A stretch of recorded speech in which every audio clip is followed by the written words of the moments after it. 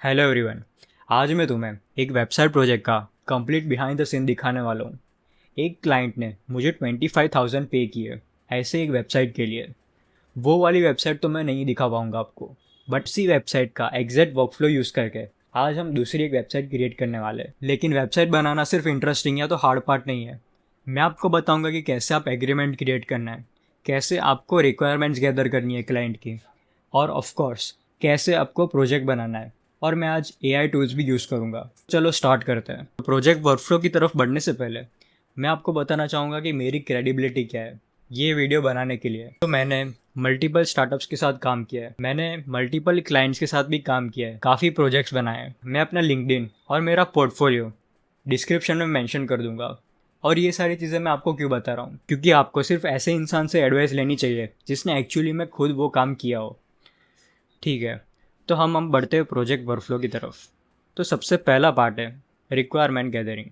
अब requirement gathering क्या होता है कि आपको एग्जैक्टली पता होना चाहिए कि आप बनाने क्या वाले हो, कौन से पेजेस होंगे, या तो क्लाइंट की रिक्वायरमेंट क्या है, क्लाइंट कौन सी प्रॉब्लम्स फेस कर रहा है जिसका उसको सोल्यूशन चाहिए। तो देखो, आपको क्लाइंट के साथ एक मीटिंग सेट करनी है और उससे सारे जो क्वेश्चंस आपके दिमाग में है वो सारे उससे पूछ लेने हैं। जैसे ये एक वेबसाइट रिक्वायरमेंट है जो मैंने बनाया था एक इवेंट मैनेजमेंट कंपनी के लिए। तो अब मैंने ये सिर्फ रफ है, ये सिर्फ आपके लिए होगा, आपको किसी को शेयर नहीं करना है, इसलिए आप उसको रफ या जैसे भी बना सकते हो। तो आपको यहाँ पे जो भी उनको पेजेस चाहिए, वो जो सर्विसेज प्रोवाइड करते हैं, पोर्टफोलियो पे इवेंट डिटेल्स चाहिए, ये इवेंट के लिए आपको अपने क्लाइंट के हिसाब से क्वेश्चंस पूछने हैं। रफ वर्क यहाँ पे आपको लिखना है कि जो भी उनकी रिक्वायरमेंट्स है, जो भी उनकी प्रॉब्लम्स वो फेस कर रहे हैं, जो आप सॉल्व कर सकते हो उनके लिए। और ये सिर्फ चीज़ें वेब डेवलपमेंट के लिए नहीं है। अगर आप वीडियो एडिटिंग कर रहे हो या कोई भी फ्रीलांसिंग कर रहे हो तो मोस्ट ऑफ एडवाइस आपको काम आएगी आज की। तो ये हो गए रिक्वायरमेंट्स, ये आपको रफ पेज में अच्छे से लिख देनी है। एक बार आपके पास रिक्वायरमेंट सारी आ गई तो आपको बनाना है एक एग्रीमेंट या तो कॉन्ट्रैक्ट। ठीक है, मैं एक एग्रीमेंट शेयर करता हूँ। तो ये है एग्रीमेंट। यहाँ पे पार्टीज इन्वॉल्व, क्लाइंट का नाम, एड्रेस, फ्रीलांसर, आपका नाम, एड्रेस, और ये है इंपॉर्टेंट पार्ट।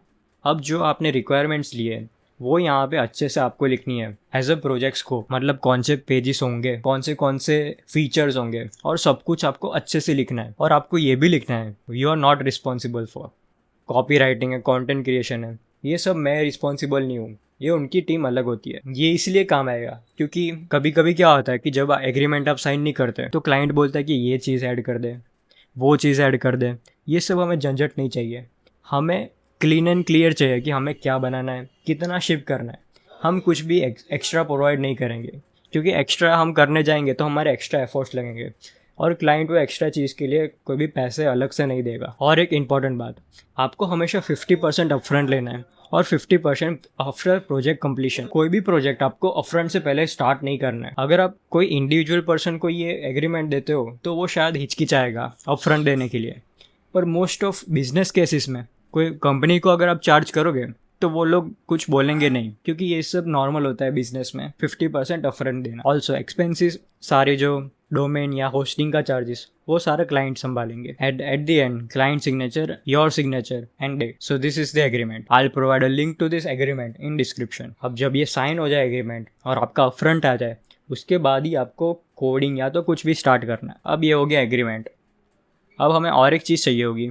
अब ये देखो, ये थोड़ा बोरिंग लगेगा, बट आपको एज अ कोडर या प्रोग्रामर नहीं सोचना है, आपको एज अ बिजनेस पर्सपेक्टिव देखना है।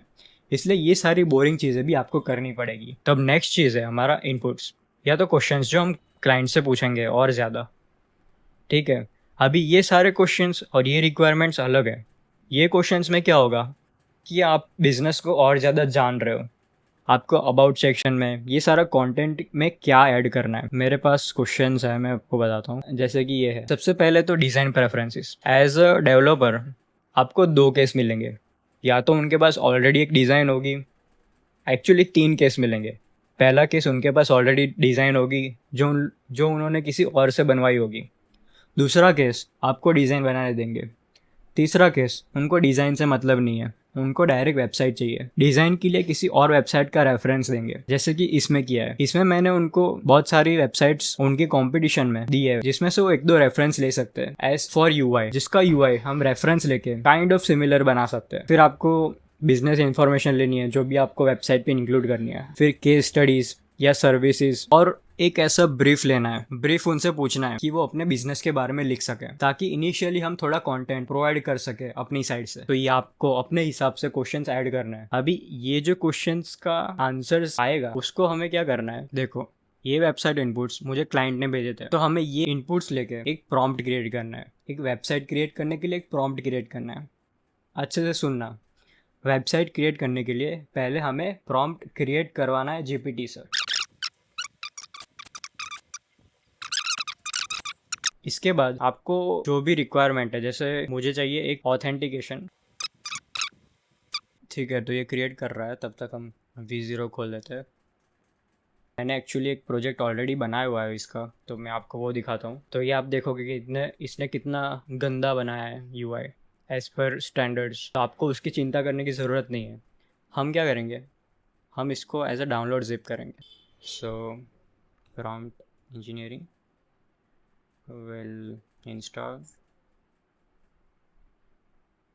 will run it locally। तो हम लेंगे पहले हमारा globals.cs। ये मैं एक रैंडम लोगो ले रहा हूँ, पर आपको क्लाइंट का लोगो लेना है। अगर आपके पास ऑलरेडी कलर्स है तो कोई प्रॉब्लम नहीं है, पर अगर आपके पास कलर्स नहीं है तो this is how you can. ये मैंने ये रैंडम इमेज ली है, पर आपको अपने क्लाइंट का लोगो लेना है। इफ़ आपके पास कलर्स नहीं है तो ये तो अभी मैं सिर्फ ऐसे डेमो के लिए बता रहा हूँ। मोस्ट ऑफ द केसेस वो लोग आपको कलर्स भी प्रोवाइड करेंगे। So let me update the hero. So now we have the hero section. Will just copy it from वो ईयर और हम इसे यहाँ पे पेस्ट कर देंगे। ओके, सो हमारे पास अब ये तो ऐसे ही करके ठीक है। तो अब ये हमारे पास है, हम बाकी सारे सेक्शंस को भी ऐसे ही अपडेट करेंगे। तो अब जो मैंने बनाई थी वो मैं आपको दिखाता हूँ। तो वो कुछ ऐसी दिखती है। ओके, मैं आपको लोगो और ऊपर का हेडर नहीं दिखा सकता, and the footer as well. अभी मैं ज़्यादा कोडिंग पे फोकस नहीं कर रहा हूँ ये वीडियो पे, पर आप मुझे कमेंट में बताना कि अगर आपको एक सेपरेट वीडियो सिर्फ कोडिंग के लिए, प्रोजेक्ट बनाने के लिए चाहिए, तो भी AI यूज़ करके, तो वो भी मैं अलग से बना सकता हूँ। अब हम इसको डिप्लॉय करेंगे। ये वाला तो ऑलरेडी डिप्लॉयड है, हम इस वाले को डिप्लॉय करेंगे। ओके, सो भले इसका UI अभी ख़राब है, पर आपको दिखाने के लिए मैं इसको डिप्लॉय कर रहा हूँ। तो सबसे पहले आपको बनाना है गिट रेपो। फिर you can copy this much. यहाँ पे आपको करना है git init, git add, git status. First of all thing it's okay, let's git add everything and we copied everything. No we didn't. Okay, let's copy git commit, और ये हमने सारा commit कर दिया है हमारे रेपो में। अब हम जाएंगे वर्सेल पे। वर्सेल पे हम ऐड न्यू करेंगे। Let's skip this for now. फिर ये आपको यहाँ पे दिखाई देगा, वो हम इंपोर्ट करेंगे। ये सब डिफ़ॉल्ट रहेगा तो चलेगा, अगर आपको चेंज करना है तो आप कर सकते हो। एंड वन मोर थिंग, आपको एनवायरनमेंट वेरिएबल्स डालने पड़ेंगे इसमें, तो शायद से डिप्लॉय नहीं होगा क्योंकि हमारे एनवायरनमेंट वेरिएबल्स नहीं है इसमें। ये ऐसे डिप्लॉय हो जाएगा and you will see something like this.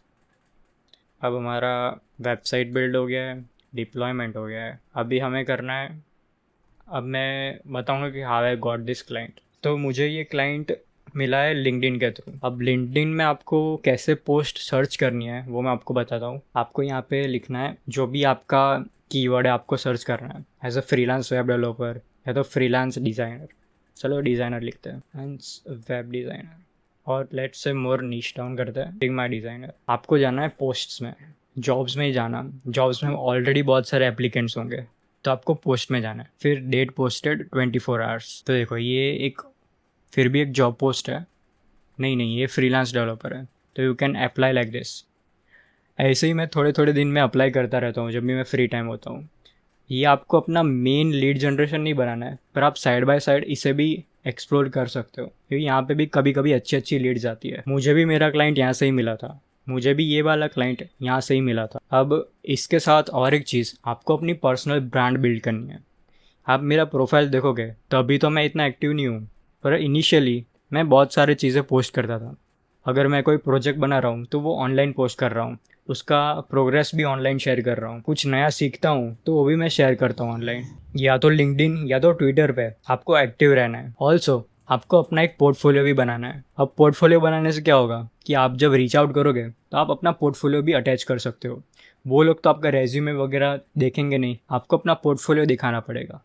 Portfolio पे आप अपनी सर्विसेज, आप अपने प्रोजेक्ट्स और अपने टेस्टिमोनियल्स भी आपको लिख देना है। ऑल्सो आपको केस स्टडीज़ भी लिखनी है कि आपने कौन से क्लाइंट को कैसे हेल्प किया, क्या इम्पैक्ट लाए हो, ऐसा सब करके। अब अगर आपके पास बहुत अच्छे स्किल्स भी होंगे, आपको बहुत तगड़ा आता है, पर किसी को पता ही नहीं है कि आपको वो चीज़ आती है, तो कोई आपको क्यों ही रीच आउट करेगा, कोई आपको क्यों ही कोई काम देगा। इसलिए आपको अपनी ऑनलाइन फेस वैल्यू बनानी है, अपना पर्सनल ब्रांड बनाना है। तो अब होते हैं हम कंक्लूजन पे। पहली चीज़ तो रिक्वायरमेंट गैदरिंग करनी है, वो तो है ही। फिर आपको एक एग्रीमेंट बनाना है, ये एग्रीमेंट मैं आपको लिंक डिस्क्रिप्शन में दे दूंगा। फिर आपको इनपुट या तो क्वेश्चन अगर कोई है तो उसकी भी अलग से फाइल बनानी है। फिर वो क्वेश्चंस को लेके आपको प्रॉम्प्ट बनाना है V0 के लिए, उससे आपको अपनी वेबसाइट रेडी हो जाएगी। रेडी तो नहीं, पर आपको एक बॉयलर प्लेट मिल जाएगा जिससे आप उसको एनहांस कर सकते हो। और वो वेबसाइट एकदम बहुत ख़राब होगी यूआई इनिशियली। आपको वो वेबसाइट या तो क्लाउड या तो डीपसीक मैं आपको रिकमेंड करूंगा। ये दो AI यूज करके आप उसको एनहांस करिए, फिर धीरे धीरे जैसे हो जाए आप उसे डिप्लॉय कर दीजिए। But this is not the end. Deployment के बाद और एक स्टेप आता है रिविजन्स। ये आपको यूट्यूब पे इतना बताएंगे नहीं कोई। आपने जो डिप्लॉय किया, डेमो डिप्लॉय, अभी डोमेन पे आपने डाला नहीं है, तो आपको क्लाइंट रिविजन्स देगा कि ये चीज़ अच्छी नहीं है, वो चीज़ अच्छी नहीं है, ये डिज़ाइन ऐसे करो, ऐसी सब रिविजन्स होंगे। ठीक है, तो अभी आपको एक चीज़ ध्यान में रखनी है, तो उस हिसाब से आपको अपनी प्राइसिंग सेट करनी है। ऑल्सो एग्रीमेंट में जैसे कि मैंने आपको बताया कि आपको 50% हमेशा अपफ्रंट लेना है, 50% विदाउट अपफ्रंट आपको काम नहीं करना है। डिप्लॉयमेंट इसके लिए मैंने वर्सेल यूज़ किया है। थोड़ा स्केलेबल प्लेटफॉर्म है, ई-कॉमर्स साइट है जिसमें बैक एंड फ्रंट एंड ज़्यादा हैवी हो, तो आपको यूज़ करना है एक VPS, जो मैं होस्टिंगर का यूज़ करता हूँ दूसरे सारे प्रोजेक्ट्स के लिए। आप कोई भी यूज़ कर सकते हो, पर एक VPS आपको लेना ज़रूरी है उसके लिए। ठीक है, other than that I think I have covered most of the things. अगर आपको चाहिए कि आपको क्लाइंट्स को रीच आउट कैसे करना है, लीड जनरेशन कैसे करनी है, या तो आपको वेबसाइट बिल्डिंग का पार्ट और ज़्यादा डिटेल में चाहिए, तो please comment down below. I think that's it for me. Thank you for watching.